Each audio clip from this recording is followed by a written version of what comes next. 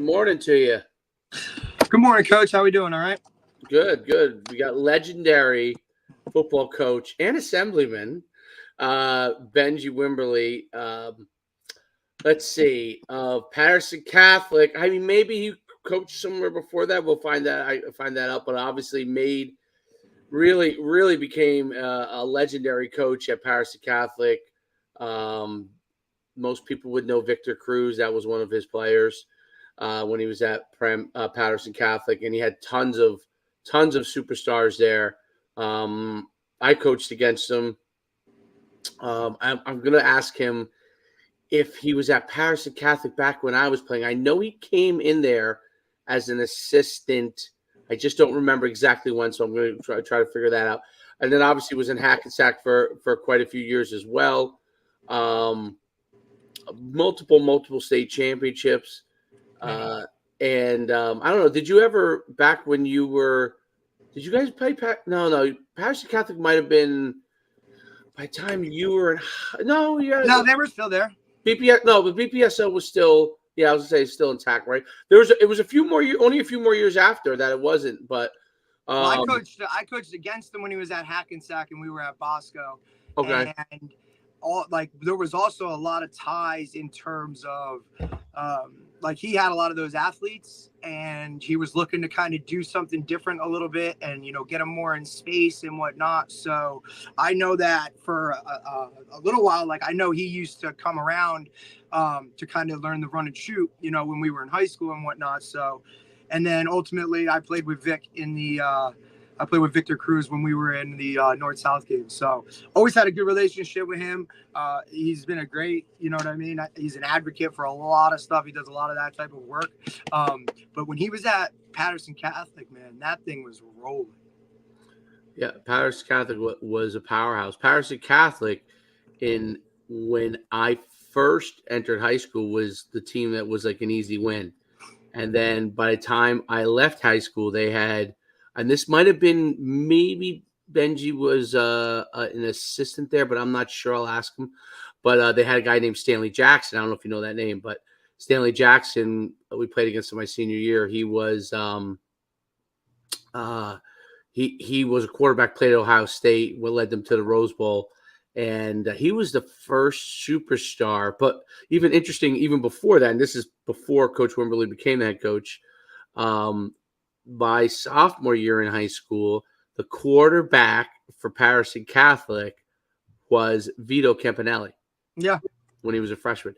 So they were beginning to really kind of change things. And then Benji took it to a whole nother level. Obviously have a multitude of superstars. We used to have some, when I was a first and assistant, and we'll go back and we'll talk about it a little bit when he gets on. But when I was first an assistant, my first 2 years as an assistant coach, we played them my first year in this crazy overtime game at Saddlebrook. We won it, but and then the next year they came in and they had this kid. You remember Kip Pommels? Remember him? Kip Pommels was an absolute freak show. Yeah, he. So you think about him and Victor Cruz on the same team. He almost decapitated Anthony Pomo. And or no, maybe someone else was the cat, and then he picked it up and ran it in for a touch. It was a close game, we they had a lot of speed. We actually had Anthony Pomo, who was a lightning rod, and then they took that fumble, took it over from that point forward, because we had Lucas Quellar. He was great too. He was a great player. I mean, he's always, like I said, it was a lot of stuff that it was. I mean, listen, it was a shame when you actually heard that program was going to be folding. Yeah. Because they kind of really had a great track record of not only, being high level talent wise, but really just kind of taking kids that really wouldn't have really gotten a shot like that. And just the whole school setting in itself, right? They just produced a lot of guys that got to the next level, and, it all starts with up top. So, it was really a shame when that was kind of starting to come to an end. Yeah, absolutely. It's and then I remember they were small, what did they do with Patterson Catholic, by the way? What is it Patterson Charter now? Might be. I'm really not sure. I'm sure Coach would be Yeah. I thought they put a school changed. I don't remember, But yeah, and it was amazing. Like, did you ever play there? You never played there, right? So they didn't have like they had a field. Yeah, but it wasn't like It wasn't like it was like so it wasn't like they were working with like these facilities. You know what I mean? No, they didn't really have. And like I said, it was group one, so it was small. There wasn't really a lot of kids, right? So it was kind of just like, hey, No, but they had talent. They had lots of talent. quality over quantity with that group. I mean, I remember they all played both ways, right? Like, I mean, I remember Kip Pommel's literally doing like everything. Yeah. I mean, starting quarterbacks would be playing defense and returning kicks and doing all that. And at the end of the day, it really didn't matter. I would say that was that was the big run of the big last run of the small schools really having like that was your years. Glenn, yeah, because that was 2000. That would have been 2003. Yeah, that would have been 2003, 2004-ish type of right when it was kind of like and I was listening, and then I know he moved on to Hackensack, which was but I mean, you're talking Hackensack. I mean, we played them when we were at Bosco. That's when the bigwigs used to still play against those guys, public school wise and whatnot. So. It was it was definitely something. I mean, it was really kind of the end of an era, Yep, I would say like it lasted maybe another half decade to a decade, like hung on, and then eventually the small schools started to really like what happened to us at Powell Park, and then we built it back, but then that started to happen other places. Like we were really like I don't want to say the OG of the bad things happening, right? But we were like one of the first groups that had that happen, and we rebuilt it up with the co-op. But now you see this like there's a lot of that at the smaller schools in North Jersey, not just co-op, or they go into the smaller division. I say that like. And I can't wait to talk to Benji about this because it was like there was a run, like people other places in they didn't have runs like that. No, well, most places around, probably even the country, there's probably very few places where small schools at one time really had significance. We talked about this offline, how in Bergen County and Passaic County. And even Morris County too. You have group 1, group 2 schools, each town having their own school, right? Everything now, like where we live now, is much more region in Central and South Jersey is much more regionalized. But for a long time, that was like one of the great and unique things that you actually had really good small school football. Like there was a lot of good players that used to come out of small schools. Like if you go around the country, when I talk from a recruiting standpoint, that's always like anyone who plays for a small school around the country in these smaller schools, that's always their biggest complaint is players don't get looked at from small schools. Well, in North Jersey, in your era, in my era, and even before me, that like 70s, 80s, that used to happen. That happened. Like you had a guy every year go from a handful of guys from small schools in New Jersey go big places.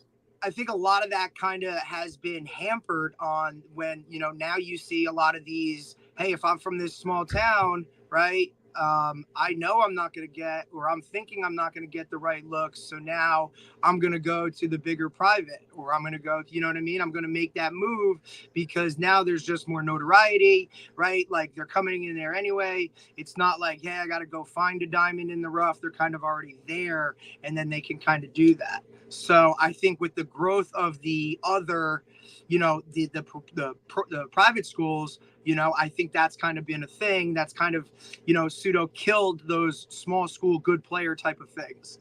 Let me check out Coach here. He just texted me. I forward you also the email link. Yeah, I saw it. Let me just double check. Yeah. But I think I'll talk for a couple seconds about it. But I think go ahead. That was a unique time period. And I would say around the country. And I'd love to know, because obviously this is a nationwide podcast, but I'd love to know other places around the country, because I'm more curious than anything if there are places like that. Like maybe you get places in like Boston or Chicago, I don't know, where there's high population density or where you might have small schools. But I always found that to be one of the very, very unique things that North Jersey did have. I mean, obviously they still have small schools playing, football. But at one time, you really had some small schools, and what was really cool was like I remember back when I was first an assistant, like you had Patterson Catholic, Saddlebrook, sometimes obviously Glen Rock. You had Butler sometimes. You had Pompton Lake sometimes. Like they could be in the top 10 ranking in all of North Jersey, which was such an interesting thing. Like I remember those teams being ranked in the top 10 of North Jersey over a lot of bigger schools. And I think that was an interesting that pride that you would have playing for your small school. I mean, I guess some of that has gone away now because obviously the bigger schools have taken a huge precedent, and football recruiting has changed dramatically.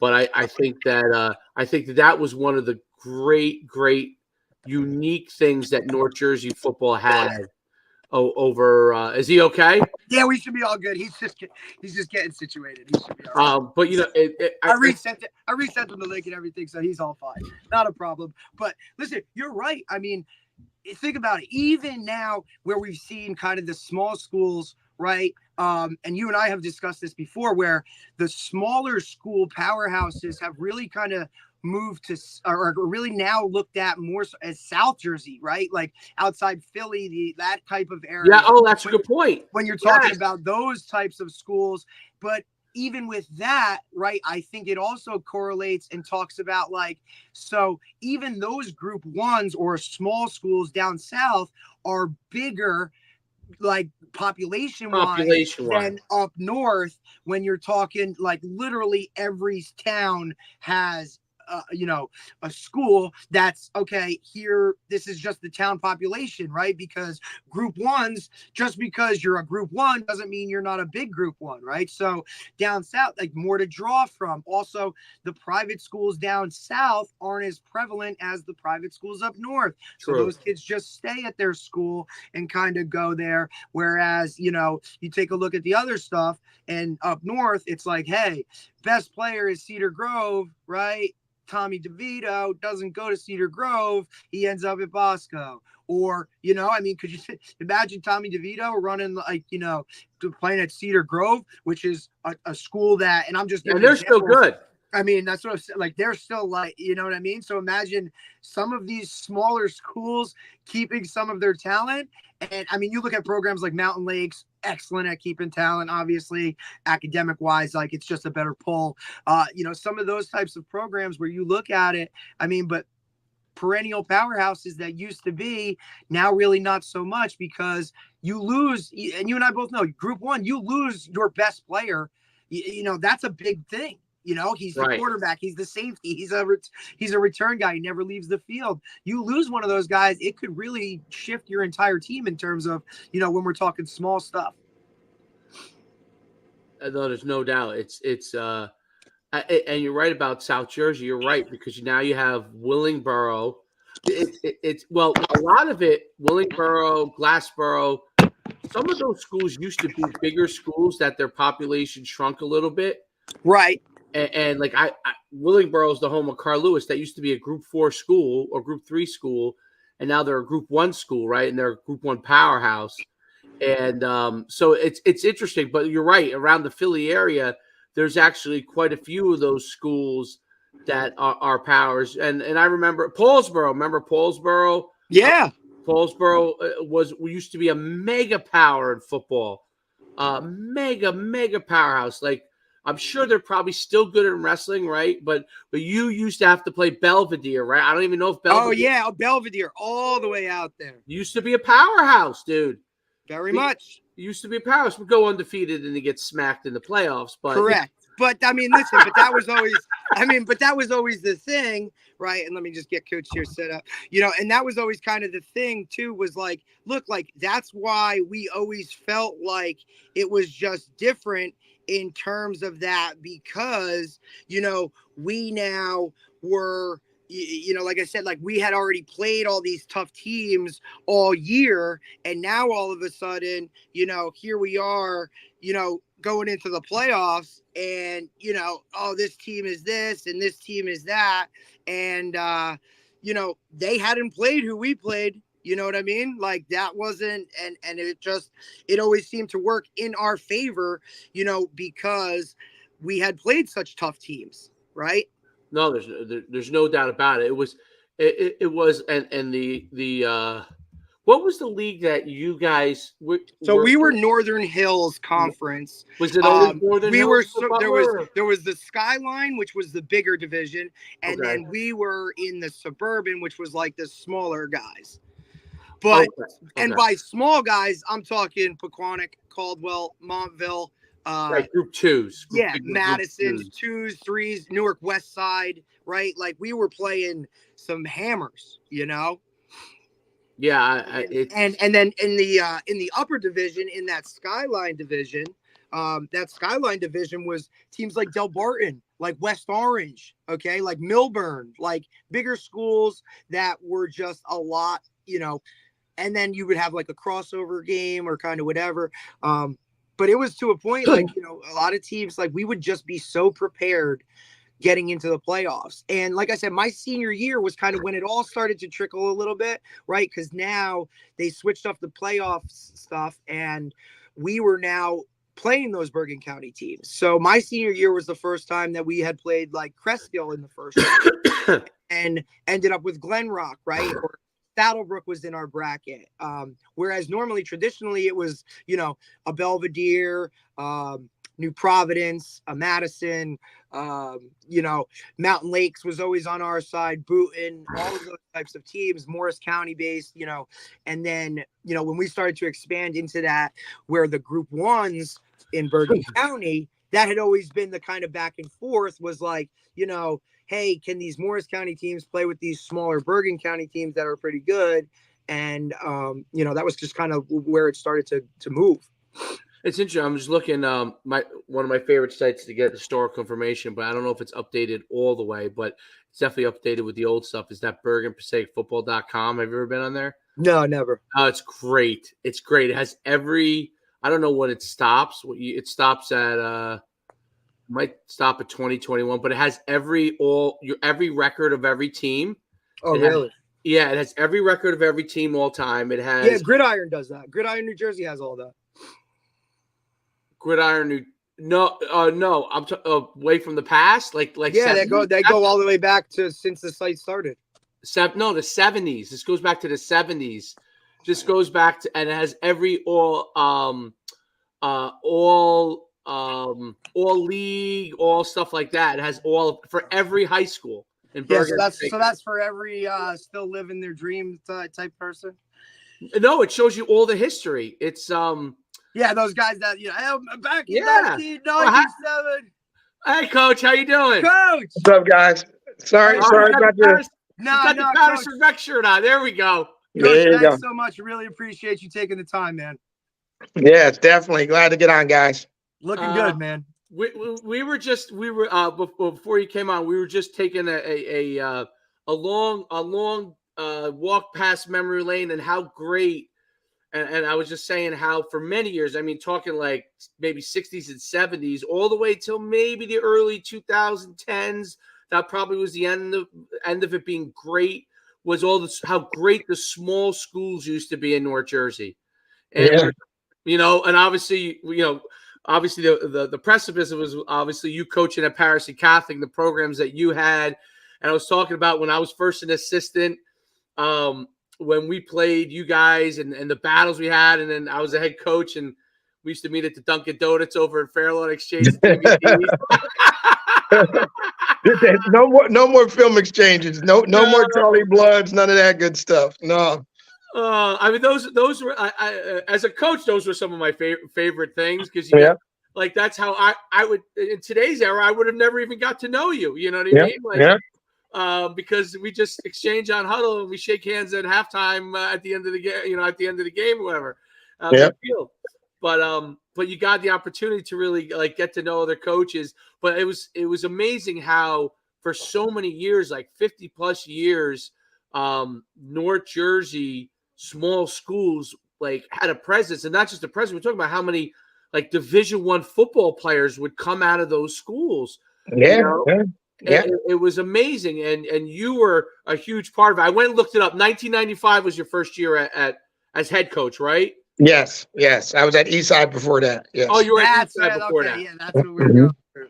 Did you coach? Were you at all an assistant with Lou Mathis, or you came and replaced Lou Mathis? No, I came in after Lou Mathis, and Okay. the funny story is Lou Mathis is the person who really got me into coaching. He was my neighbor. He lived across the street from me growing up. So Wow. he was a neighborhood star, Ohio State World Football Yeah, League. not a bad So mentor there. yeah, yeah. So that's one of my main reasons I got into coaching was Lou. That's absolutely amazing, and right so that makes sense as to why Stanley Jackson went to Ohio State. Then I guess. Yeah. And obviously you coached a million superstars, but obviously most famous Victor Cruz, right? And Yes. I remember back in I'm trying to remember Victor Cruz the same year as you, Derek. Yeah, Vic graduated with me in 03. So well, 03, I'm sorry, 04-03 season. 04. Yep. Mm-hmm. I remember we were getting ready to play you guys. It was the year you also had the year before we beaten you guys in a great overtime game, amazing game. And then the next year you had Kip Pommels and Victor Cruz and a host of guys. And we had Anthony Pomo was our quarterback, very fast. The little guy, the little Yeah. guy. I hated Anthony. I'm like, this guy's a pain in the butt. The rule of the week was if he goes to the bathroom, hit him. He goes to the concession stand, hit him. That was the rule of the day. Like we practiced for you guys the week before. We're not losing this game. I'll tell you that right now. This is gonna happen. Hit him. Yes. And what was funny, I was just saying that it was back and forth, and then we ran the option to our sideline. I don't remember if it was Kit Pommels who picked up Kit Pommels makes the hit, rolls over, scoops up the ball, and scores. That changed the game. Changed the game. And the funnier part is, whoever that kid was, your ball boys start cheering for us, and we laugh to this day about it. So the ball boy from Saddlebrook is cheering for Patterson Catholic on the sideline. Like, what is this? I'm like, who is that Everybody kid? knows when there's a good show in town. Oh, that hit was unbelievable. And I remember, and not only was that a huge play as far as score wise, it changed the whole entire game, but Anthony Pomo for the first time, he was running wild up all these teams. Derek, he was averaging I'm not kidding. Listen, remember, this is my senior. This is that changed it. He was not running the ball the same way the rest of that game. We had a definite hit out on him. Like, this kid is not going to beat us. This is going to be it. And my defensive coordinator at the time, Darryl Smith, we talked all summer about, all right, this is what we're going to do against this. Because at the time, we had to start beating Glenrock on a regular basis. So you guys become a nemesis now. We get rid of Glenrock, beat them 4 times in a row. And where the hell did Saddlebrook come from? What in the hell? Is this, Yeah.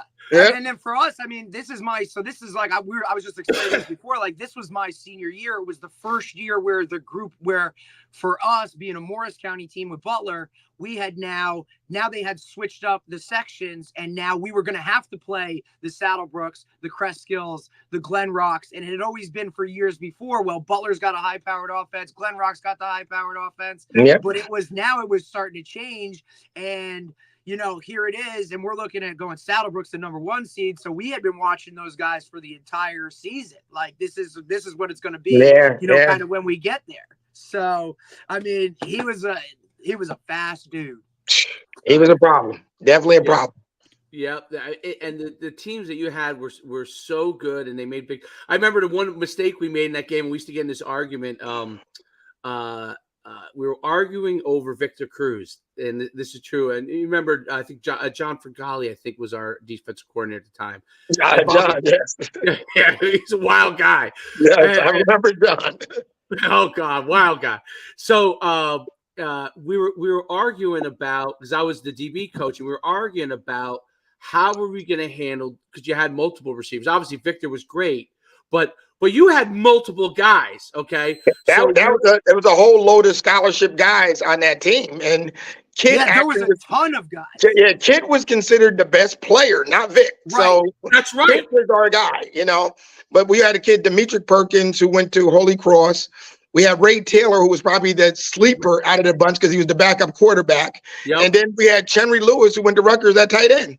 Exactly. So it was Kerry was we had some guys. monster. Yeah. Mhm. And when Victor went up and scored, 2 touchdowns against us, I remember I was calling down the booth. I was like, "Oh man, we put the wrong guy. We put one of our best athletes, but he wasn't tall enough. You know what I'm saying?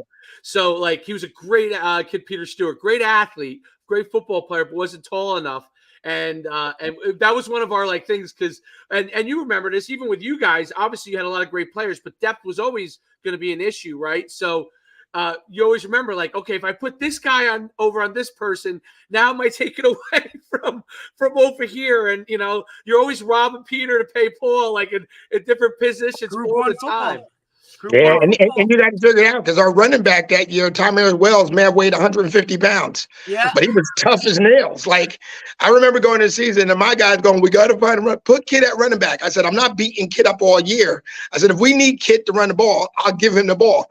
But little man is going to carry the load. He ended up being a 1,000-yard rusher that year. Yep. That's unbelievable. I think that was one of these staples, Coach, too, of like, one of your programs too. I mean, I think it kind of comes with the territory as well, being a Group 1 program, but your teams were always tough as hell. Right. Yeah. Like those groups I don't know if it's I mean, like that was part of the culture, right? It was toughness. Look, if we want to get anywhere, you guys are gonna have to play both ways. You're gonna have to fight through some injuries and some bumps and bruises, and that stuff doesn't really matter. But just that's one staple was always just toughness. Yeah, and that's what I mean. Obviously, with the majority of Patterson kids, but at that point we start getting kids from a little bit of everywhere. Yeah, before Bosco and all these guys started doing it, we started getting kids from Newark, from Bergen County, and the funnier part was the battles in practice at Patterson Catholic were brutal. Like we had a mud field, as you know, but before the highlight. We fought in practice more than we did in practice. Like we used to have fights in practice, but then they would walk home and eat together, but it was like competitively, there was not a lot of crybabies involved. Like these guys were like tough as nails. Like, all right, this is my best friend, but I'm not knock the shit out of him when I get the chance. That was that. No, listen, you can't be soft practicing on that field. No. No, there's no way. Like, there's no way you could be soft practicing that field. And when we used to play, when I first came on as an assistant, I said, "Oh, what does Patterson Catholic run?" They spread the ball around, and I remember Fergali's like, "Listen, they'll get in double tight end, okay, and come right downhill." Like, and if we let them do that, he won't run another play other than that play. True story to this day. And the funny part is, Coach D, you can appreciate this. Mark Mickens and them tried to convince me to become a run and shoot guy. So I used to go to all these Mounts Davis clinics, and people would see me. And they used to laugh. They said, "You're only running 34 blasts." I said, "Yeah, but I like to know what these other guys are doing too." So that's it. No, and listen, and that's why I said to Coach, like that's where like I started to like start to see stuff with Paramus Catholic and Coach and yourself, because here we are out suburbia, New Jersey, you know what I mean, like 5'8" white guys all over, not very fast, no skill, and here we are doing stuff with this offense. Like, wow, what can we do if we put it in some athletes' hands? So I know the appeal was there, but look, sometimes we just overcoach. And that was my point. And I think Victor's year was the first year I actually went to 3 receivers. Yeah, so up until that time, I'm and to this day, I'm still a tight end guy. I don't care. I'm going to have a tight end somewhere in here. But Victor and him is the first time I think Tillman threw for almost 2,000 yards. So that was not the normal for Patterson Catholic. I mean, we always have Reggie Brown, who carried the ball 20 times a game, Nigel McGuire, all these, like, we were blue collar.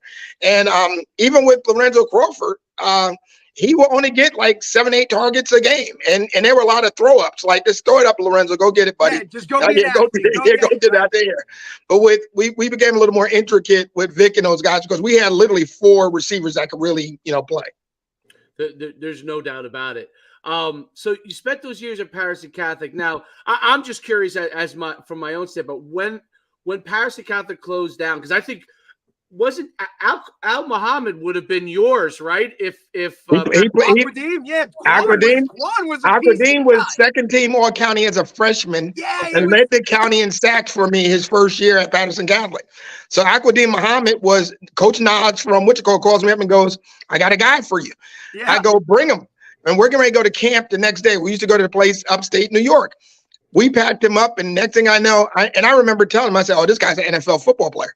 And he came and started as a freshman, but Elijah Shoemate was also on that team. Oh, Elijah Schuman on that team. Oh, I love Elijah Shoemate played for me for 2 years. Shoemate, you know, he ends up at Notre Dame starting safety for multiple years. I mean, I remember my first day coaching at Bosco, I walked in and I said, "Who is that?" And they said, I said, "That's Quan." I said, "Yeah. Like, let's talk about him." And then they said, "Oh, he's a Patterson Catholic kid." I said, "I get it. I know, right? Now I just get it." Yeah, no, those guys at the time we were so loaded. I think we lost 3 games in like 7 years or something. But that crew there with Aquadine and Greg Moore, the other kid from Newark. I mean, we were taking it to another level. And I kind of knew like 3 years before we played a team called Florida Christian Academy or Florida Christian. It was Sean Taylor's high school, and they hadn't lost a game in 3 years, and we beat them. And I remember talking then to Hanson at St. Peter's. He played him a couple of years. He said, "You're going to play some grown men." And I go, "Shit, what did I get myself into?" We're grown men. Yeah, and we beat them at Montclair State. And I knew at that point, I go, we may be a little different than, you know, that was kind of a turning point. And then that's when the next year these other guys came to us. Yeah. And I mean, you think about it too, like the program itself, like it was actually like, you know, there was a kind of a whole turn within the state itself, right? Because this was right when, you know, Bosco was starting to become nationally known, right? They went out to De La Salle and did that work. And now people were kind of looking at it nationally, kind of what things were becoming. And Coach, I mean, had that school stayed intact, you were starting, like you said, you were starting to get a different dynamic that was, you know, more so than just the Patterson kids. Like people were seeking out, I want to go to Patterson Catholic. Yeah. And it's funny because like Elijah Shoemate he was my ball boy for 2 years. And one of my coaches was friends with his dad, and I had never watched him play. So one Sunday, my friend goes, "Come over to Montclair and you're going to see Elijah Shoemate." I go over there and I go, "What in the hell? Like, here's my ball boy taking it 95 yards to the house," but I had never watched him play. And contrary to people think, I'm going like, wow. And I remember other people in the stands at the time, Bosco, different people, and everybody's trying to get him, not knowing I already had this guy signed, sealed, and delivered. So it's like, wow, this is crazy. Like, we got damn Elijah Shoemate. So he started as a freshman for us that year. And then that next year, he was just phenomenal. His sophomore year, that's when I think, Coach, I think you had a combine at Nutley. And I brought all the guys over to Nutley. And I think me and you had a conversation. I don't know what the hell he ran in the 40, but I remember you talking, and next thing I know, he's ranked. You know, like this kid is everybody. So I give Coach a lot of credit. You were the first person to really put him on the map. Me and our guys knew he was special, but we went to Nutley that morning. And back then, I had to pick up kids from Newark, East Orange, Patterson, in my car. Driving around, dropping them off. And I remember when it was done, I'm looking at him and I'm going, this kid is fucking good. You know, and I knew it at that point. And it was crazy, but even to that size, like I look at the lines now, even at the Bosco and them this year, I went to the playoffs. I mean, our average size the last 3 years was like 6'3", 275 across the line. Like it was brutal. We went from the 5'10", 225-pound guards to 6'3", 6'4". So yeah. And now, like, Coach, you're thinking Group 1, like maybe a Group 1 has one of those guys, right? So you know what I mean? Like you were just eventually, you know, growing, expanding like to a roster that was not a quote Group 1 roster. No, not a Group 1 roster at all. And I remember like being discouraged. Passaic County Tech wouldn't play us the last couple of years. Like they wouldn't play us. They made a rule. Yeah, they made a rule that Group 1s couldn't play Group 4s and some shit. I'm like, yeah. All right, okay. Here go the rules. Yeah, we beat them the last time. We beat them the last time we played them with like 35 kids. And you know how you do. You go up to Tech and they got 90 kids on the sideline. And we beat them. And I remember going, everybody's like, oh, God, you're really taking over now. And then next year, my AD goes, we're no longer playing Tech. I go, why not? And they go, oh, group 4s can't play group 1s. I'm like, get the hell out of here. You crazy? No way. Yeah. Meanwhile, I look at this year and you see, you know, St. Mary's of Rutherford's got to go play DePaul, right? Yeah. Like, well, I tell you what was interesting is that, like, back then you would have like 2 each year group 1 schools ranked in the top 10 in North Jersey. You know, like it would be a rotating group like you guys were. You'd have a Glen Rock. You'd have maybe a Saddlebrook one year. You may have a Pump. Like Manchester had a nice little run for a while. Yeah. I mean, that BPSL, the BPSL, like when people talk about small schools, the BPSL for a very long time was an unbelievable conference for a small school. Like I would take it from around take small schools from around the country. Like they would have a hard time at that same size as we were, right? And playing those group 1 schools and being able to compete because, like I said, you guys had plenty of Division I athletes, but there would be a couple of Division I athletes from the BPSL every year, a few guys every year. Hell, Glen Rock spurred out a bunch in a period from Grant Adams, all those other guys. I go like they had Division I football Brown, Brown, and then they would have these Ivy League kids who are, like, all right, he's got going to Harvard, he's going here. So we had really good football for a while. And the one thing I would say about the BPSL, it was a well-coached league. Like we played some really clean, good football games. Like this is some good football right now. Yep. And the coaches had pride in the fact that they that they were from that division.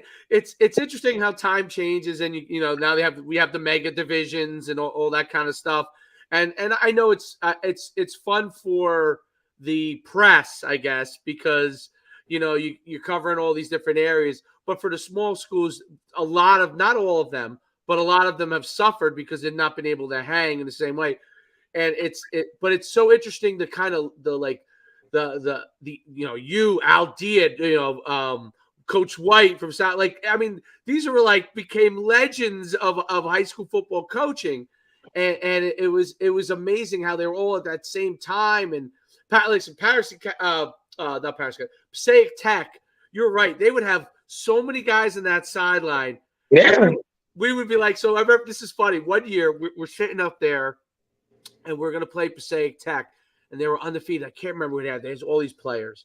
But we go and we realized that on film, I was like, oh, slow down film and do it again. Just don't watch the play. I just want to see the set.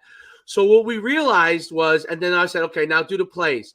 We realized if they were running, if they were doing a run play, they had their guys way out wide beyond the numbers. Okay? Receiver. And if they were going to pass, the guys were inside the numbers, usually around the hash.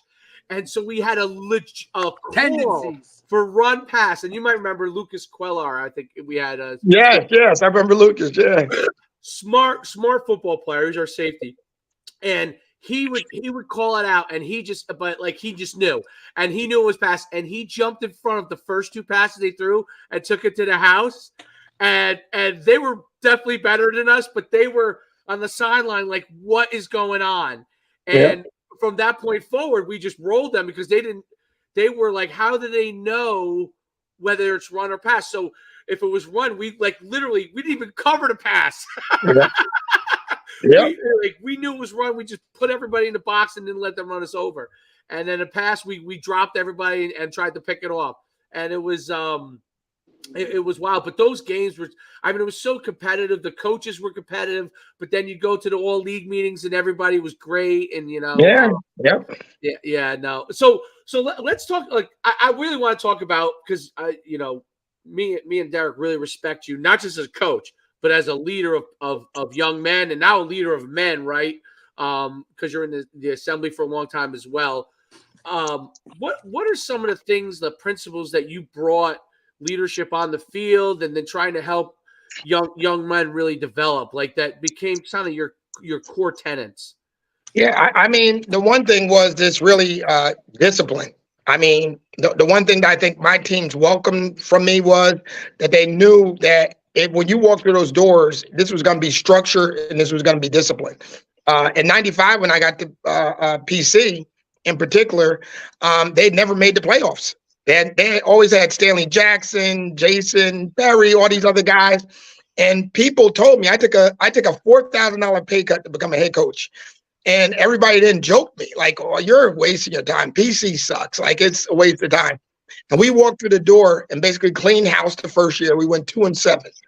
And the next year we made the playoffs. And each year we just got better and better. But the kids really just bought into the culture of excellence. Like when you walk through these doors, we're dropping. We don't care what neighborhood you're from. We don't care what your ethnicity is. We don't care about none of that stuff. But you're gonna play PC football. And I think the one thing is the toughness, the structure, and the overall, like the kids wanting to be the best. And I think kids wanted it. They really wanted it. And that's how people said, how do you recruit kids to come to a terrible field? Our locker room, I don't know if you ever saw our locker room. Yes. Our locker room was a gym locker room with no windows. We didn't have windows. So we had a fan that blew in there. And the weight room looked like a garage, like somebody's garage. Like people would donate weights to me. Like at the end, like people were bringing me weights, like, "Oh, I got some stacks for you." And we would lift outside. Like we would have the kids outside lifting because it was too hot to lift inside. And just the work ethic was unbelievable. And really to get the coaches to buy in. Like I had to get guys to buy in, to give them $700 a year to coach to be on my staff. And my promise to them is that you'll have the best food every Monday night than anywhere in America. I would tell them the best thing I'm going to do is I'm going to lay you out with the best food every Monday night to watch film. A lot of coaches can be bribed through that, definitely. Oh yeah, that works. Food was a major factor. No, you know what's funny about food? That was my favorite part about film. Exchange. I don't know, coaches today I don't know if they do it as much, but like, man, going and getting the food, coming back and eating and watching film, like that was just, I mean, that was the best part about it. And it's funny how football is evolved. There's a lot of things about football that have evolved that are great. And there are some things that you like say, I wish that didn't go away, right? Like I wish that didn't go away. And yeah, they don't miss. Like I miss Sunday mornings. Like every Sunday morning, I would be there as a optional day. It started off. Sunday was an optional day because we played Saturday afternoons. Optional days became in workout mania for us. And that's when I knew the mindset changed. So at the end of the day, I would go on Saturday after the game, win, lose, draw time. Guys, I'm going to be in 8 o'clock tomorrow morning. I'm going to be in there. If you want to come in, you could come in. Weight room's open, everything. But if you just want to be an average guy, don't worry about it. I'll see you on Monday at the JV game. From that point on, our Sundays became a whole nother work day for us. And kids didn't have to hear because I couldn't tell them because of the Catholic school. I could not tell them not to go to church. Exactly. And I remember that, like, I said, but if you want, I used to tell them, I said, go pray for us. And if you want to come back, I'll still be here at 1 o'clock. But, and kids would stay with me from 8 o'clock in the morning to, 2, 3 o'clock in the afternoon. And sometimes it was just the camaraderie. Like they would sit around and talk, and we just had real bonds as coaches, as players. Yeah. Because I mean, you're also talking kids that are coming from a certain type of neighborhood, right? Or a certain type of they knew, they knew they were going to get fed. They knew that at some point we're bringing food in. Right? Coach, what are we doing? Like you said, that camaraderie, that team. They're coming from broken homes. They're coming from here. They don't have that. Like you said, you started with discipline, structure. Kids seek that, right? Because it adds a level of comfort, some normalcy to it. So now that you're all like, here we are on a Sunday. Yeah, man, you want to come in? Like, wow, I'm part of something, right? Like I matter. Let me come around with guys that are like-minded like me. Let me get away from this. Let me do that. Now you start to create that whole team type of bond that just takes the culture to a whole nother level. Yeah, and it did. And that was the family part of it that, to this day, I mean, my guys are still my guys. Like it's amazing to this day that like Me and Vic hang out, like, we'll go places and it's like, Coach, what are you doing? Like, oh, I'm giving sneakers away. You come with me, And it's not like I don't have to call him up to ask for anything or at this point in my life. It's just like, what are you doing? And guys, one of my guys is a lawyer who played for me early on. And the other day he comes to my, luncheon and I'm looking like, what are you doing here? And he goes, I heard about it, so I wanted to be here. That's it. But my guys, they come see me on a regular basis, call me on a regular basis. And I think that's a true success of coaching. Yeah, and it's a credit to you because when I played with Vic, I mean, listen, we were in that North-South game together.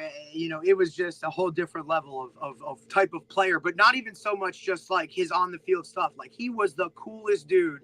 And like I said, when he made it, after that big preseason game and whatnot, I shot him a text, and we had stayed in contact when he was UMass and going back and forth. I mean, I shot him a text, and he answered me. He was like, "Hey, man, appreciate you. Thanks, bro." Like, it was just, and he's always just been that type of dude. Right. Yeah, and that's a credit to who his coach was, Yeah, and it says a lot because Vic's funny. Vic was a basketball player, and that was one of my other successes. I turned these basketball players into football guys, So Vic's godfather is Jimmy Salmon, who's our basketball supervisor and coach here. And Jimmy, he's playing AAU. I know the family, and one day I walked in the gym, and he's missing all these shots. I go, "Hey, Vic, you know what? Basketball gets 1 or 2 scholarships a year. Football, 85 of them, buddy. Yeah. 85. I remember that summer he showed up. He said, show me, all the stuff. And he gave up AAU basketball and came to us. And it's history from there. Here's a guy who could dunk at 5'10 and 5'11 because he was a dunker. He could jump. And he gets on the football field and he was so green and raw. And Vic is the one who gave up the touchdown against Saddlebrook on a double move to lose the game. That's how green he was. So whoever that kid is, you can tell him I beat the hell out of Victor Cruz for a championship touchdown. I mean, hell, by the time we got into the North-South game, he was polished. Oh, yeah. He made some plays and he was doing stuff. And it wasn't the game itself. What I enjoyed so much about that is that's when, you went away. We were at Rutgers for days.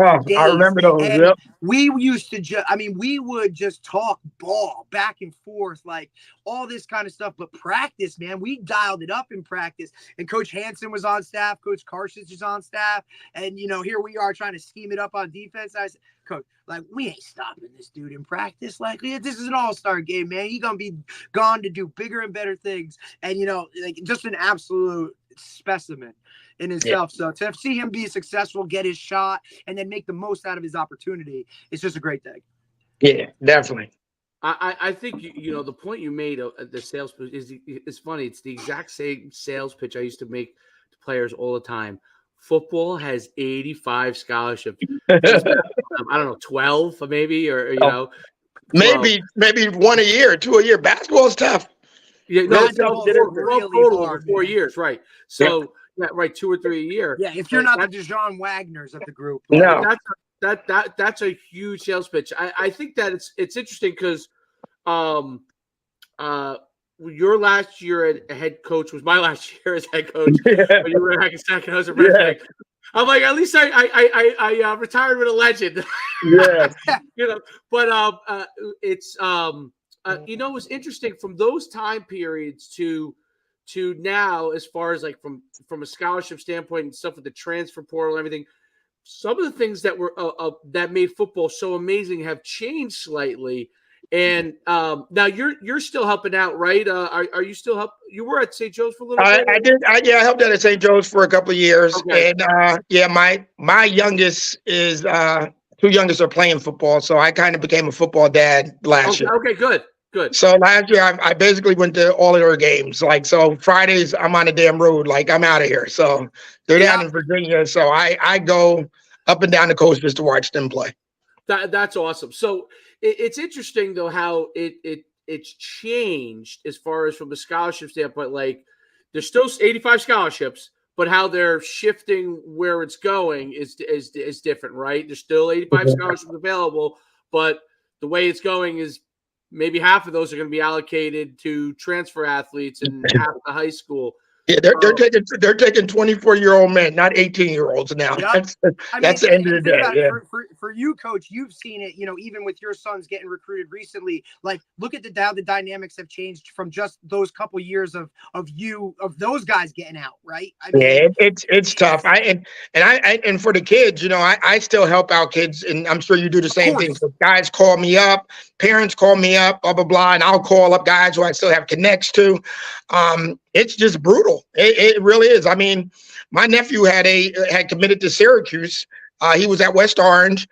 Fran comes in, Fran cleans house. He takes away all the scholarships, all the kids, and me and Fran have known each other forever. I told his dad, don't take it personal. This is, not where you're supposed. You don't want to be anywhere you don't want. They don't want you.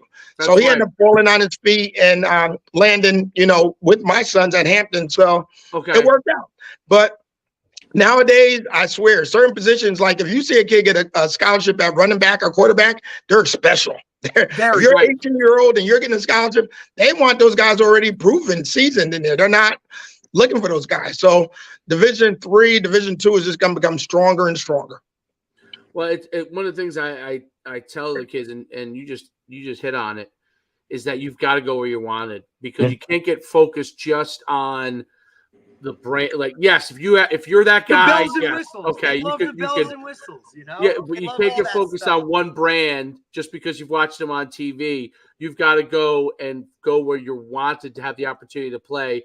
I think that's the biggest thing that's changed from, and it was starting to change when you were at Hackensack, but it huge change from when you were at Patterson Catholic to now. Oh yeah. Where you could get players that were, and you probably had them at Patterson Catholic, that were really good athletes that needed development, that a guy would take, right? He would take them. He'd say, this kid's tall, he's got good athleticism, I can mold. Now, if they're not ready-made, they're going to go a level lower, right? Yep. The Monmouth days are over. I remember Monmouth was one of the places I could call up and be like, listen, coach, and he's been there forever. This guy is going to be a great project. I had a kid, David Kennedy, who didn't even start for me to his senior year, ended up going to Monmouth and being a team captain. Those days are really tough. He was a project. He was a project. Yep. What do you think that, like, you have your youngest kids, you're going to advise them as they're going through things. I have an 8-year-old, right? That's just beginning. I just started playing tackle football this year. What do you think you're going to have to say to kids as far as how do you want to get to that? Like, what becomes their focus? Because, like, for years, my focus was, leverage your athletic ability to get yourself an opportunity to go get an education, hopefully get a scholarship, right? That is not exactly the pitch now, right? So what do you think? Like, what would you advise, like, coaches to advise their kids that are going through the process in high school now? Yeah, one of the main things is what you guys do, like exposure. Like, you cannot be afraid to go to Rutgers camp. You can't be afraid to go to NUC. You can't be afraid to go to Zone 6 or whatever it may be. Right. You have to compete. And the one thing I think the guys who I still stay in touch with college-wise and deal with, they're like kids that are competitive. Then you got the kids who kind of hide. And unfortunately, my last couple of years at Hackensack, I couldn't convince kids to, like, look, who cares? I got lambasted for scrimmaging Bergen Catholic one year, and I'm looking like, what's the big deal? We can't scrimmage Bergen Catholic. I said, hell if we can't. We're going to scrimmage Bergen Catholic. Like, Coach, don't when run from competition. When I was at Bosco, we played you in the regular season. We played twice. To Hackensack on a Friday night. Like, I had a parent take one of their kids out of that game. I've never experienced that in my life. That's toughness. I remember, and that's when you knew. I knew my days were numbered. I knew. I played Paramus Catholic twice. While I was there, and why don't you set up the good sisters of the blind? Like, no, I want to play good football. I'm not getting excited about beating certain teams, and I just don't get that. So you can't run from competition. I think your best players who are going to be scholarship kids are going to rise to the occasions when it comes to testing, when it comes to being competitive, when it comes to being multi-sport athletes. Don't hide behind, I'm only getting ready for this, that, and the other. I've always encouraged. I think PC was a prime example. We only had 300 students. We may have had 100 boys. Everybody had to play everything. Yeah. Like, look, we need you. The basketball coach, look, I need this kid to play power forward. Chenry and TJ Clemens come play basketball and give me my 6 foul. And I encouraged him. Then he would tell me, this kid sucks. He can't hit a foul shot. We got to get him over here. Come play football, But now these guys want to play year round and personal trainers. And I think there's just too much pacifying. Like, it's just really too much. And I think there still are gritty, tough kids out there, but there's less and less of gritty, tough parents out here. I agree. Great point. You're 100% right, Coach. There's 2 huge points to that. Like, parents are not as gritty, and then the outside influences from it could be a trainer, it could be a club that they belong to, where they're saying, if you don't do this year round, you know what I mean, then you're not going to get XYZ, and it's so not true. They're just trying to put the dollars in their pockets because now they can have the kid year round. Reggie, my kid's 8 years old. Derek has to listen to me say this all the time. My kid's 8 years old. Okay, he plays travel baseball, but he plays basketball in the winter. All right, plays basketball in the winter. That's what he plays. He loves it. And they're like, well, our team, they don't exert, like, they don't tell you you're not going to be able to play because he's a very good athlete. But they're like, well, the whole team is practicing. I'm like. I can get out there and throw a ball with him, for an hour. Yeah. He can feel grounders. I can take him to he doesn't need to do all the. He's enjoying his basketball season. Let him enjoy his basketball season. When we come to baseball or track, he'll enjoy baseball and track. When we get ready for football, not that you can't overlap. You can, but I always say keep the primary sport in that season. I'm not saying you can't do both, but if you're in football season, that's the primary sport. If you're in basketball season, that's the primary sport. Yes, you want to work out, all those things. You want to go, that's fine. And that keeps them eventually when they do choose, maybe as a junior and senior in high school where they're going to focus, or eventually where they're going to choose a college. Because once you go and choose your sport in college, if you play football in college, you're not playing any other sports. You'll never get that back again, right? And that's the thing I try to get them to understand. Like, enjoy that time period. That was one. I had guys going to baseball games. I'm like, I had that in my life. Like, guys, it's football season. Like, we're not going to a Babe Ruth game, And my dad is the coach. I'm like, huh? Well, tell your dad to call me. Like that makes it even worse. Yeah, you got to keep the main thing, and in the long run, like, and you talk to so many players, like the players that did that got to really like do multiple sports, when they're in football season, play football. When they go to college, if they played sports in college, and they realize, oh my God, this is a job, okay, that I have playing this sport. You will long for that time period where you got. But if you just play, I found that players who played one sport from the time they're kids, even if they go to college, most of those kids do not succeed at how they're capped out and they're burnt out. They're burnt out, and they're not. And they're more susceptible to injuries because they're doing the same movement constantly over. And the girls, I'm the recreation director still in Patterson. These girls going down with these ACL injuries all the time. Like, play volleyball, play softball, do something else, but don't play basketball year round. Like, and you need a break from each other. Like, you have kids, you need a break from. Yep. Right. Well, what about different sports, right? Different sports use different muscles, right? And to constantly a fully rounded, there's a reason that we call it an athlete, right? And you're an all-around athlete. You need to do different things throughout the, you know what I mean? Like, and like you said, when the kids now are so pigeonholed into doing one thing, we're talking about, 24-year-old kids needing Tommy John surgery because they've been throwing balls for how long, doing whatever. Yep. Like, that's not the right way to do it, No, I always knew Thanksgiving Day, the day after I was going to basketball practice, and that was the worst day of the year, right? Because I was sore as hell from football. But these guys, they just don't. It's just not a thing anymore. It's really tough to see these guys go pigeonholed, and now you're seeing the injuries, right? Just competition. right? That's what Yep. you're really looking for.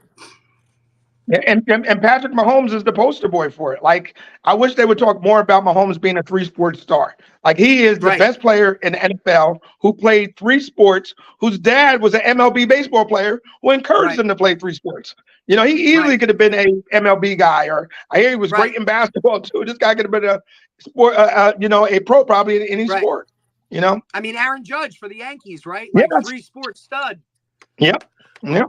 And I think you see that too. Like when you see ex-pro players, you always see them encouraging their kids to play multiple sports. You rarely see an ex-pro player like, okay, you're going to have to play this from the get-go, and that's all you're going to play. Guys who make it to that level realize when it comes to their kids, like that was one of the things that they enjoyed about their time period as a kid coming up, that they got to play multiple sports, and that it honestly develops you mentally as a total athlete. Yeah. Like, what you because have to now think in my about. mind, now I'm a competitor, and whatever I do, I can go and do it, right? Because, and it also just added a little bit of like a breath of fresh air. You're not always doing the same thing, right? Like going from season to season. Like I remember, it didn't matter how sore I was from football. Going to basketball, you were jacked up for something else, right? Like, all right, here it is, and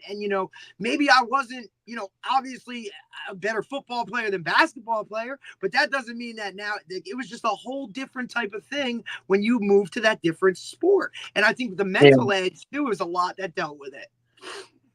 Yeah, and it's good for socialization. I think the kids change. I know my younger kid, he played baseball. He had one group of friends that were baseball guys. He had another group of friends who were the football guys. Then he had his neighborhood guys. Yeah, it's just like that. Yeah, it's healthy. It's just healthy.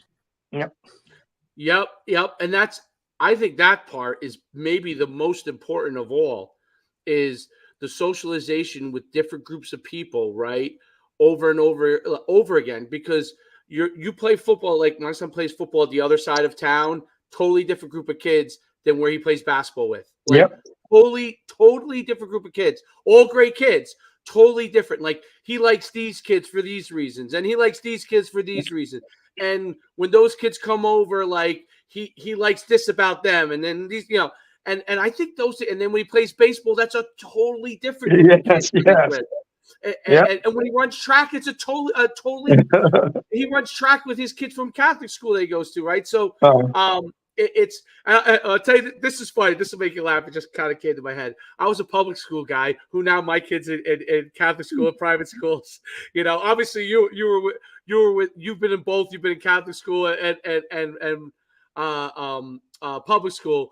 But it's funny because like I just like that the fact that in sports he's playing with these kids, and when he goes to school he's with these kids. When it's to me it helps make the kid well-rounded. We forget about making our kids well-rounded. You know? And people from, in our case, from the hood. My son went to St. Joe's, transferred to St. Joe's.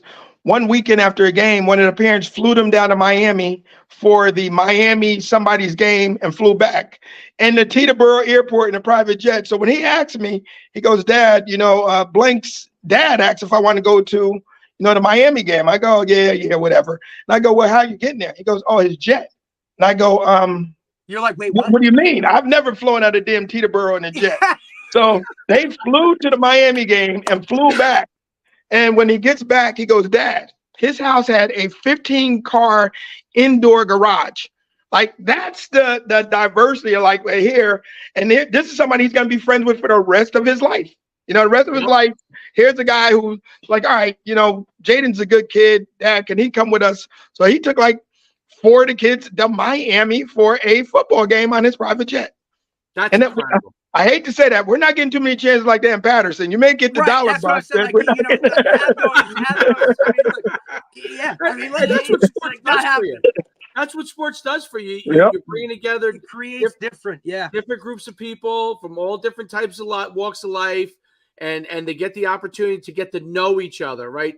That socialization, you get to know why someone thinks this way, why they compute themselves in a certain way, like why they carry themselves a certain way, and you get to understand that. That's what. Listen, that's why I as much as I love football and being a football guy, that's why I love multiple sports, because I'm like, oh, I get to know these, and me too. Like me, I get to go to these parents. Like when I'm always around football guys, it's all like high testosterone dads, everything. And baseball guys are totally different. Like it's totally different animal. Like if I'm yelling like a crazy person in the stands, like I would at a football game, you're the only one. You're the only one yelling at that baseball game. So, you get to kind of learn how those things are. And I think it's good, and the kids learn it. And so listen, I lightly touched on it, but I want to talk about, before I let you go, you've done amazing things. Like, you've been the head of record department for forever and a day, right? And you really done great things. Like I've seen this stuff online with, like, your son was doing with Zone 6 and bringing some stuff in there. And obviously you've been a football coach for a long time. You're an assemblyman. And we probably could talk for hours about that. What are like some of the common things that you think, like you've done three different things, like being the rec director and being an assemblyman and being a football coach. Those are three different things, right? And a lot of people would struggle with that. How do you manage all that kind of stuff, and how do you bring what you do to each one of those things and make it all work? Yeah, I mean, I started off as a teacher and a baseball coach at Eastside, so my kids never knew that I was a baseball coach, that. And people, the other day, were people like, well, was one of the most amazing things in your career? Winning the Passaic County Baseball Championship was one of the most amazing things in my career, because I took kids from Patterson who never won anything, and that was the start of things. And being a classroom teacher for 9 years kind of put everything in perspective for me to move on to these other careers. Like I taught special ed for 9 years at Eastside, which I loved every year of working at Eastside. And every second of it, man. I love Eastside was absolutely the best. I would get to work at 7 o'clock in the morning with coffee. I didn't even drink coffee till I started teaching and read my newspaper and the camaraderie, like you talked about. But building dreams, I mean, that's where I sat and really like visualized, taking a chance and taking a pay cut to go to PC, and then getting involved with the community. I mean, I've been at Recreation for 25 years now. The mayor who hired me basically said he liked my work ethic. He said, you're everywhere. Like, how do you do all the stuff you do? And at the time, I wasn't doing a lot.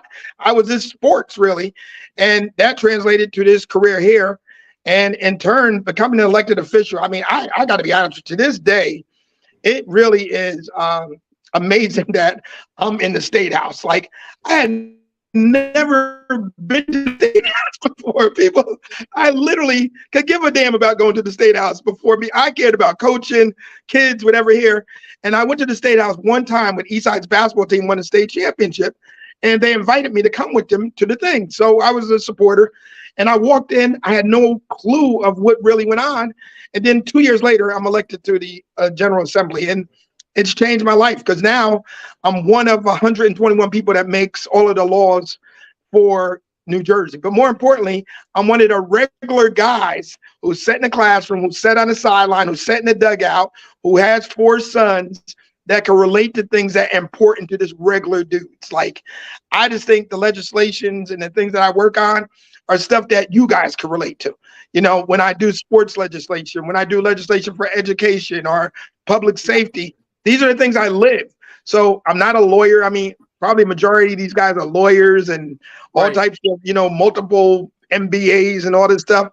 And I'm just a regular guy who still hangs out in gyms and football fields, That's awesome. Right. That is awesome. That's absolutely phenomenal, right? Because you're taking, politicians for the most part, right? Everybody just always thinks they just talk, it's this, it's that, but you've really taken it to another level and used your experiences of like, guys, this is how it really is. So let me bring that to the forefront to you, and then kind of push for certain things. And like, it's huge to have an advocate actually in the building that's been there on the front lines, knowing this is kind of how it is.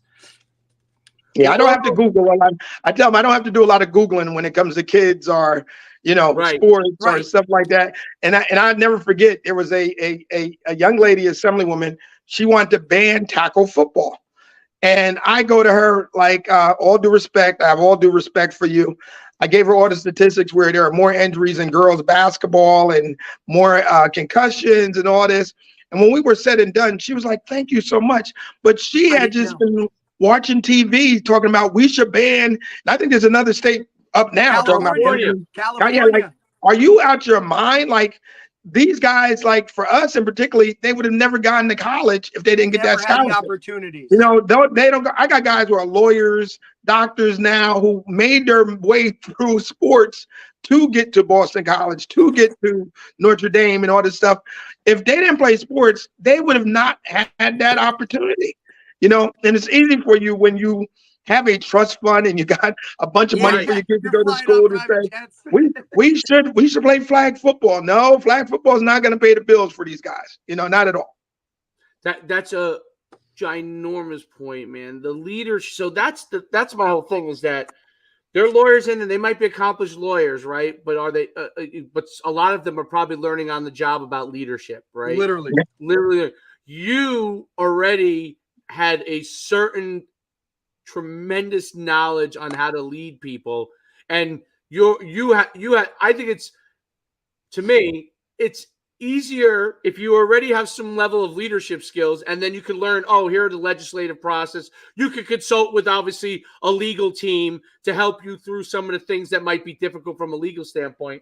But the leadership is an aspect that you bring, like you're able to recognize point by point what might be helpful for the people that you serve versus where some people are just agenda driven, right? It's not leadership driven, it's agenda driven. And leadership requires understanding the people that you represent and what are the things that those people are looking to have happen, and to be able to recognize that and then articulate to other people that are in the assembly.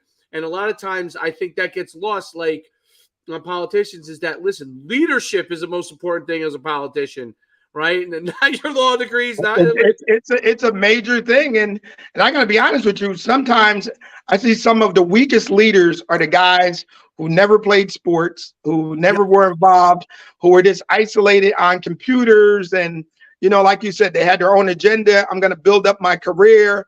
But the guys who I meet, regardless of Republican or Democrat, usually the guys who I relate to more are the guys who are, you know, parents who, you know, were at least Little League baseball coaches who understand that, you know, diversity is important regardless of political parties and stuff like that.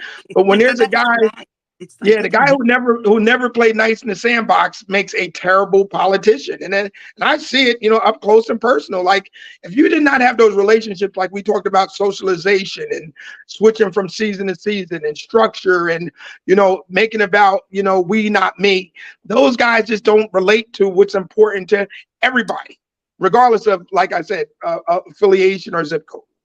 That's right. And it's about people. And that's those are things that sports do that's just different. It's amazing because sports have become, I mean, it's always been a pretty big thing, but it's become a huge business. It's become a huge what's the word? I don't know. It's very visible.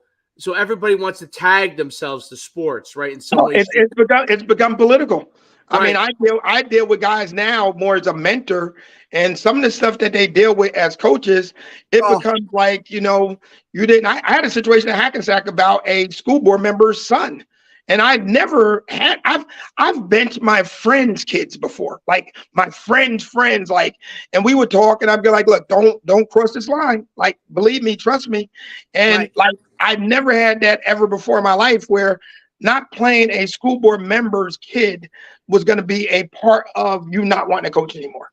Like the day I came to the fact that I'm having a conversation about a kid who didn't like the game, who didn't love the game, and I don't play him, and the dad is, you know, upset. You know, that's the tough part. Or, you know, you have guys like getting ran out, like, you know, we've read the stories in New Jersey. Some guys who are great guys. You see it every year now. Yeah, it's like guys are And I got guys off record who tell me they will never coach again. And they go like, are you going to consider, or people call me every blue moon? And I go, no, absolutely not. I'm not. I'll help out. I'll do anything. Hell, I'll be the best assistant coach you can find. But me being at the head of a program again, it's just way too much politics in it for me. My regular politics is enough. Sports politics is kind of ruined. No way. No way. You only need so much politics in your life. You can, not you can only get pulled in, and you can also only get pulled in so many different directions. Oh, right? Yeah, Because, yeah, you know, yeah. I want like, you want to go out and coach, but in the meantime, and you got, and sure you've been there. You got to talk to the vice principal on the fence for half an hour during practice while your team is getting ready for a big game. Right. You're getting pulled to the side over some nonsense. Those days I don't admire the guys for it anymore. Oh yeah, no, there's no doubt about it, and that's the biggest part. That's is continuing to become more and more and more of that. You know, everybody wanting to have input as to what you do. People, I mean, it was Red Bank was Derek obviously was my right hand guy there, and you know, as soon as leadership changed, like we had the greatest AD when we first got there. He was unbelievable, and then we had interim was fine. And once that changed, once my main AD left, even though we had an interim who was fine, the clock was ticking. We knew the clock was ticking. we knew, like when we played you, like we knew, like I think one of the reasons why the kids played so well is kind of we knew that might be like it. You know, like we kind of had a feel that could be it. Like, you know, I gone through so much stuff just that year alone, and Derek. You know, could vouch for it, and learning experience for all of us. I'll tell you. They tag you real quick. I mean, I got written up one time for raising money to get neutral colored gray uniforms, and I'm sitting in the superintendent's office over gray. And you know, at a point, gray became a neutral for everybody. Yes, that was a big deal. Yeah. And this is not, you know, hack and sack. What are you doing? We were 9-2. We were loaded. We were good. And I'm sitting in there talking about damn uniforms. So I knew at that point, it was a couple of years before, I'm going, and I wanted to leave at that point. I go, you know what? If I'm going to argue about uniforms, this is not for anymore. You know, I'm done. And I remember a couple of guys going, no, you're going to be okay. But every year there was a new thing. If it wasn't uniforms, it was, you know, somebody threw a spitball on the bus. You know, it was just nuts. Like I had never experienced that at Patterson Catholic in my life, or Eastside, you know. Yep. No, and that is. And that's just continuing to change. I mean, and it's only snowballing. It's become tougher, especially public schools become tougher in some of that area. Difficult. But I'm sure in all schools they're different, regardless public or private. There are different things going on at every place, and again, I think it comes down to like who keeps getting hired in leadership, right? Like, do they have look? It used to be. And you know this, it used to be your athletic director was a guy who was a high-level high school coach, right? He knew he was a great coach, whether it's football. Most of the time in the old days, it was probably football, basketball, or baseball kind of guys. But they were high-level coaches at that level, graduate to athletic director. And a lot of those athletic directors eventually graduated to vice principal or principal, right? So you had somebody to superintendents, these were the guys that was used to working with. Yeah. Everybody was involved at some way, shape, or form at that ground level. And now you don't see that anymore. No.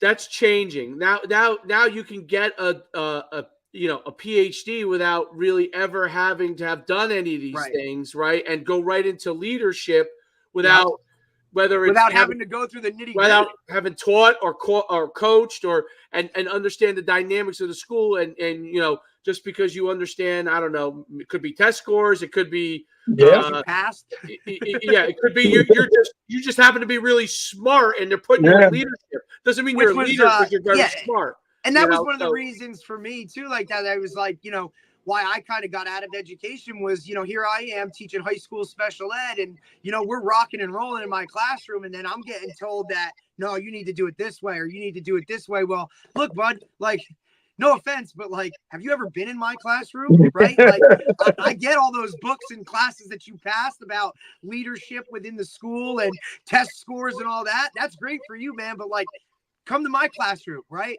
It's the same thing. I was like, hey, you want an observation? Just come on in any day because this is what we do, you know? Like, you know, so when those guys wearing suits and stuff like that are trying to tell you the best way or how you should handle your classroom, when it's, you know, like, that's when it started to get a divide for me. Yeah.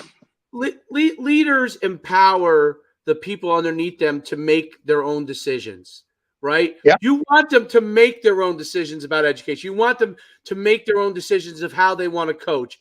And then if something really serious comes up, okay, you address that. But what we've gotten into in a lot of the schools with sports is I'm going to tell the coach how he should do all the things he needs to do. I'm not talking about X's and O's, but how you should be handling the kids and how, you know, instead of empowering them to lead with what maybe our values are as a school system or what empower them to lead, we're hovering over them. And then you get great coaches, a lot of great coaches that leave the industry or like you listen, I think, you know, it's a shame to me that a fantastic coach like yourself doesn't want to be a head coach anymore. And it's not has nothing to do with you. Like to me, like that's one of the great leaders that is no longer leading young men. And it's because we've now tried to tell guys that already have that leadership thing down pretty good. Like, you know, the dynamic, like, and I don't know why, I just, maybe because people haven't played sports, but this kid over here needs these buttons pushed to accomplish things. Yeah. And this kid over here needs these different buttons pushed, right? And this kid over here, you don't have to say anything to, and he's going to do everything you need him to do, right? And a lot of people don't realize that that's what leadership is. Like, I know what this kid wants. I know what this kid needs, and it's different than him. And you know what? This kid, I might have to get on a little bit. Yeah. You know, he succeeds when that happens. Yeah, and you hit it out the park. That's it. I mean, great leaders create more leaders, not followers. Like now people want followers. They don't want leaders. And yeah, they want a bunch of yes men, right? They want followers. I don't want you to ask a damn question. I want you to follow. You believe what I say. You cannot start. One of my things was I always wanted guys to become head coaches, wanted guys to become D coordinators, guys to go to college. I encourage that. Like I didn't go, well, if you go here, you know, you're gonna bust, you're gonna be a bust, you know, like no, go take a shot, you know, and the mentality now, as we see on the national stages, people don't want to create leaders, they want people to follow them. That's yes it. Men. Bunch of yes men. Nothing more needs to be said. That was fantastic. Coach, thanks so much for coming on. We definitely have to have you back on again soon. It's just great talking to people that understand a lot about the world and understand what can help people most importantly. And you're a fantastic leader. I've always admired you. A reason I brought up the Dunkin' Donuts is, man, like from the very first, like I was nervous the first time I had to exchange film with you. Like this was Benji Wimberly, you know, I was a head coach. And I'm telling you this, Derek. One of the greatest dudes in the world, bro. He sat there and he talked to me. And, you know, I know who you are. I know what you're trying to do. Like, I'm excited for you. Like that encouraged me as a coach. I mean, I was, 30 years old, first time being head coach. And I had only been coaching football for 2 years because I was in the business world. So I'd only been coaching football for 2 years. So and when I exchanged film with him, it was like, to me, I was like, when I went back to practice, I was excited to go back to practice. I was excited because I was like, wow, this guy who's doing all these great things, like just encouraged me. And, you know, and that's why I say, that's why the film exchange to me was the greatest. It was the greatest. It was the best. I had guys for, like I said, years. When I was the assistant coach at Eastside, I was the film exchange guy.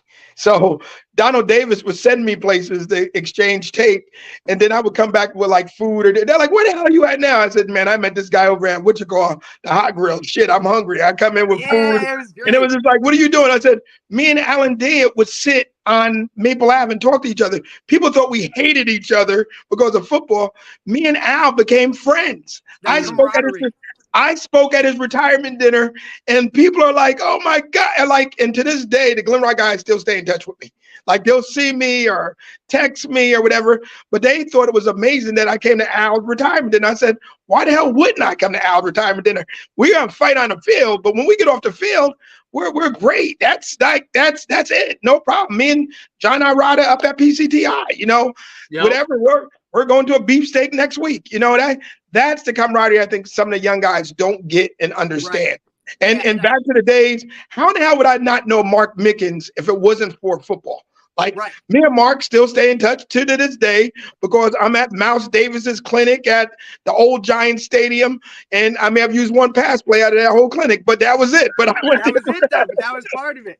And listen, Coach, like I said, growing up where I did and whatnot, and then you just being around and kind of stayed in touch and then doing all the other stuff. Like, you've always been such a good mentor, always like a guy that I can contact in terms of anything. And you didn't know me from a hole in the wall, right? So, it was just one of those things. Like, I really appreciate, you continuing to do what you do, and not just on the field, off the field as well with everything that's going on. It's just always been such a pleasure. So I appreciate it. And look, I got to show you this too, right? So, look at that. Wow. That's a classic. That's a classic. So North-South game, helmet's still there. I remember those days. That's amazing. That's really good stuff. Yeah. That's it, man. But thank you, Coach, so much. Really appreciate you coming on. Hope everything is well, and we'll talk to you soon. All right, guys. Take care. God bless. Thanks, Coach. All right. Take care. Bye. That was great. You want to say hi, Troy, real quick? Okay. He's a good dude, bro. I have a visitor that was home today because he wasn't feeling that good yesterday. What's up, bud? Too much time in the snow. He's better now, though. He's better now. Oh, I'm sure he's better now. I'm sure once you got that day off, buddy.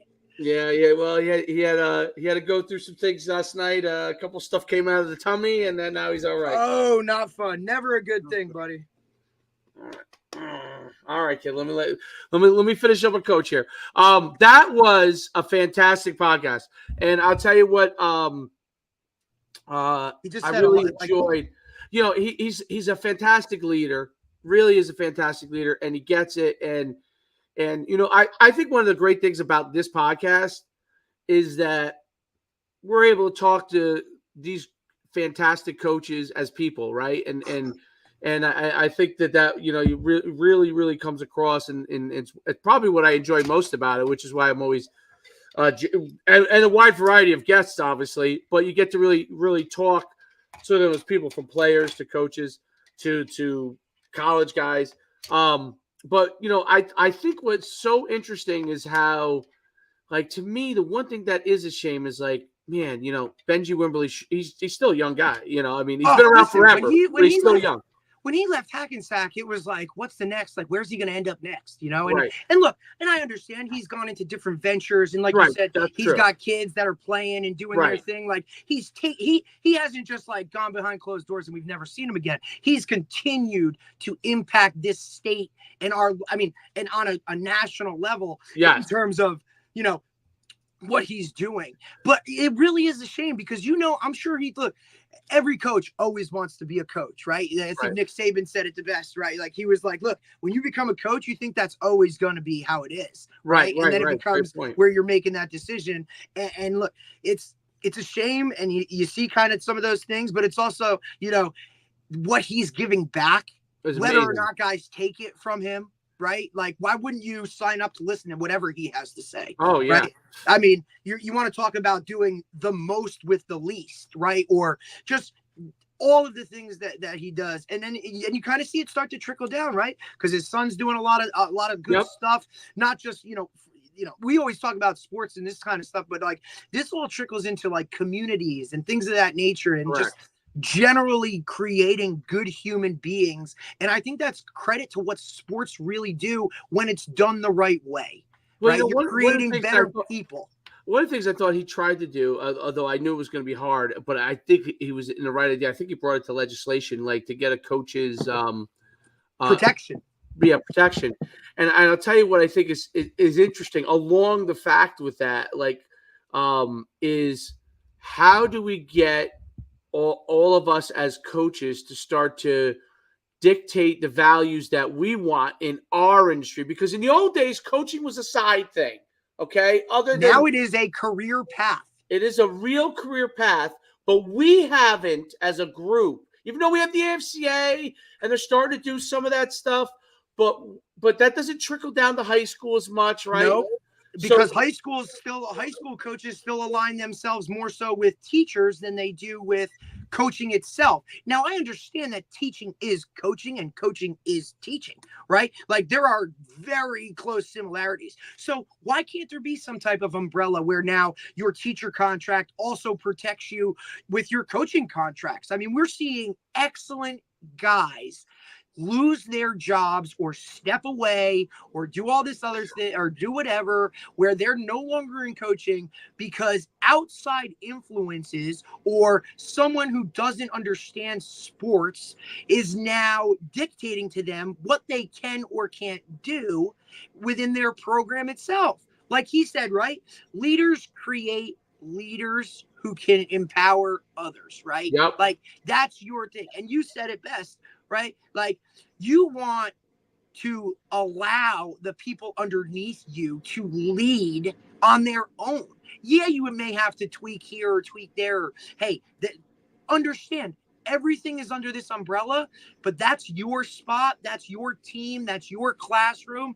Make it happen. And if at the end of it, like everything is successful, that's the most important part, because a lot of people say it's all about the kids, but is it really all about the kids? Right. Well, I think it really, that's a really good point. And when you focus on guidelines and values versus rules and penalties, I think that like guidelines and values give you the flexibility to kind of move in the direction that you need to move and be fluid if you need to be fluid. Rules and penalties restrict you. They restrict growth. They restrict growth. And not that you don't need rules. Like no one's saying you don't need rules. We're not. Yeah, exactly. Like we're not saying that you need to you don't like. Look, yeah. It's just that's not the first thing you cover in a team meeting when I'm a new head coach and I walk in. All right, these are the rules and these are the staples of what's going to happen. Well, no, we're going to talk about how we are going to do things as a team, how it's going to be this or that. Like you said, it's guidelines with flexibility because it's a team aspect. And yeah, coach said it too. Discipline, structure, right? But within that discipline and structure, I have guidelines, I have flexibility, because we know everything is a case-by-case basis, right? There are, this guy's going through something, like there are personal aspects to every little thing. And when I think you embrace that and understand that and now cater to those kids for their own individual situations, you create a sense of comfort. And now those kids really look at it like, hey, this guy cares, right? It's not a cookie cutter method anymore where everybody is this. We all got our own individual things going on and whatnot. And now when you can take that in terms of and kind of run with it from there, that's when I think you see more success. And that's a big thing. I like, not just from people above the coaches level, but even younger coaches is like, hey, embrace the fact that there are other people that have, like wisdom. You know, when I was young, and you probably, you're starting to get older now, you're probably really starting to see it. It's like when you were no kidding. I look like an OG. When you were young, although at least you have no gray in the beard. That's a little bit. Oh, it's there. It's there. I see a little. Yeah, I see a little. What I think is so interesting is that the younger guys just don't realize what they could actually pull from the older guys. Yes. Right? They just look at you don't have to run their system, okay? you don't have to teach. We're not talking X's and O's. We're not talking, hey, this guy's like, if I don't do something, I'll be running. Or, hey, you can't get no water because you're right. We're not talking about that stuff, dude. We're talking about guys that have been through situations, right? Issues, things that troubleshooting, right? Whatever you want to call it. Right. The more experience, the more things they've seen. And even if it's the same, it could be the same thing, but maybe you're not going to they'll tell you, don't handle it this way, right? Right. Like an OG, right? Or you may is want to someone think that about it this way. You just may want to think wisdom. about. Yeah. Like Yeah. just take it, you know. No. And you listen. As many coaches as I talk to, you obviously, because you're so good at booking the podcast, talk to way more people than I do. So I talk to a lot of people, but you talk to an infinite amount of people. So I think that's I think that's what's helped you over the years. I don't think Networking, man. Just other talk guys to don't people. do it as much. They don't do it. Well, because I'll tell you why they don't do it as much is because they're not comfortable being uncomfortable, right? So like you sometimes, man, you just got to go and shoot a shot, right? Like and listen, everybody wants to hide behind the damn phone and do all that kind of stuff. Like nobody hey, I'm going to just take an online clinic. Bro, there's something being said about walking into a Glazier clinic and sitting next to somebody that's the same. Like we're all here for a reason, but just sparking up these conversations. I mean, now with the way social media is and this all stuff, I can talk to coaches on the other side of the country or have Zoom calls and do whatever. Like, man, everybody is, there's just there's an infinite amount of knowledge that you can take something from literally every single person that you talk to. But in order to do that, you got to put yourself out there and talk to them. You know what I'm saying? And look, True. Am I fortunate because, where I grew up, how I grew up and all that kind of things in terms of, being around great football coaches that set a precedent in terms of here's what you got to do or here's how things go and whatnot. I was just always around those guys that preached that. Talk to people, man. Go and be a sponge. Sometimes it's just be a fly on the wall. Let them talk about whatever. Don't say anything. Just take everything because you never know when you're going to do something, right? Like, guys, and like we were talking about multiple sports and all that kind of stuff. Like the same thing happens with coaching. Guys get pigeonholed into, hey, I was a receiver, so I got to coach receivers. I only know receivers and now it's only offense or it's this. It's like, no, expand yourself, man. Go sit in a clinic about a D-line when you don't know anything that's going on and just because you never know. A job may pop up, they need a D-line coach. Don't be afraid to do that kind of stuff. I think that's incredibly important. I think that it has to continue to, we go forward. It's a huge thing from a learning standpoint, and the game as it continues to evolve, like it's just going to keep changing and changing and changing. And if you're not on it or willing to, adjust a little bit. Now, I'm not saying you got to throw everything out the window, dude. Right. Like, no. But at the same time, if you're not adjusting, you are not going to be in this game very long, or it's going to frustrate you so much that you walk away on your own. I'll tell you what, one of the most fun times I had recently as a coach was our youth football dinner from the other night. I know, I saw it. Oh man, was it fun? Was it fun? Yeah, because it's all about. I saw Finn there. I saw Jordy there. I saw those guys. Yep. Yeah. Oh man, they had a blast. Shirley Temples, Troy. Shirley. Although he drank Coca-Cola. Well, no, Pepsi. Pepsi. And he's not allowed to drink that. But he comes over to me. He goes. They have the Shirley Temple bar there. He's like, I can get whatever kid drink I want. He's like, I can get a Coke if I want it. I said, oh, Coke. He's like, well, Pepsi. I said, all right, go ahead, go get Pepsi. Yeah, nice. Drank a couple of Pepsis. Drank a couple of Pepsis. Next thing you know, he was flying. Dude. We should have timed his 40 then. All right, I'll let you go. Great podcast. All right, man. I'll talk to you soon. You got it. All right, peoples.